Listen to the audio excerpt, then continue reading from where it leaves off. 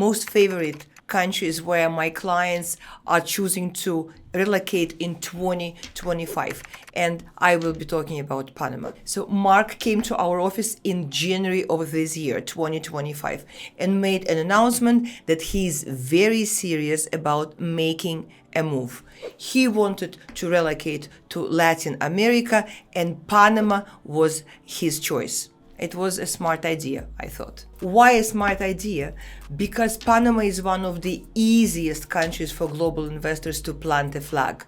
Stable banking, US dollar economy, rental market booming, and of course, a lot of English-speaking population. In case you have any questions about Panama or investment in a Panamanian real estate, please give us a call. We will answer your questions. Mark knew very well that as a Canadian, he would qualify for the Friendly Nations visa, the program which Panama is running, and that the minimum requirement for the investment is $200,000 US.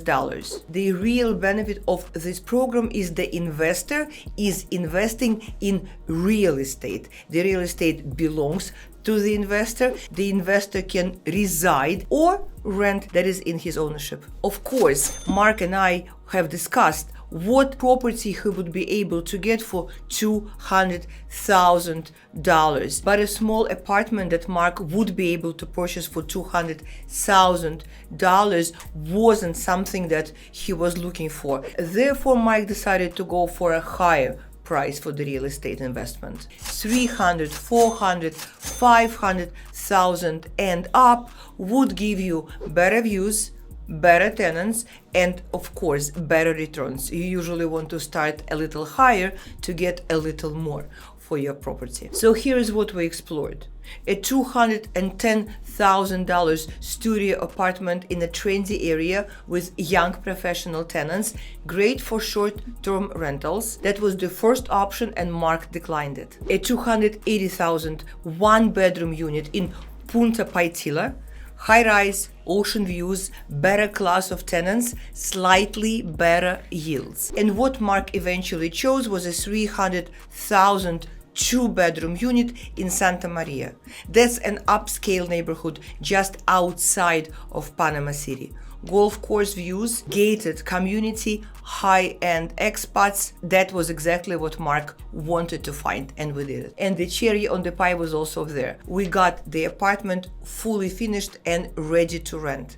He signed the deal with a local rental management company and started his Panamanian business. Important note is that following the purchase of his real estate property, within 2 months, Mark received his residency in Panama, because Panama residency program remains one of the fastest processing programs in the world. So just 2 months. After expenses and taxes, Mark is making about $1,300 per month net. In fact, his first tenant was a remote working couple from Germany, paid for 3 months in advance. He was super happy. So let's talk about what works in Panama's rental market today. The easiest properties to rent right now: furnished one-bedroom condo in Panama City. Remember, Panama City is Latin America's Miami. Beautiful and significantly less expensive. Loft apartments in Casco Viejo, that's the historic district.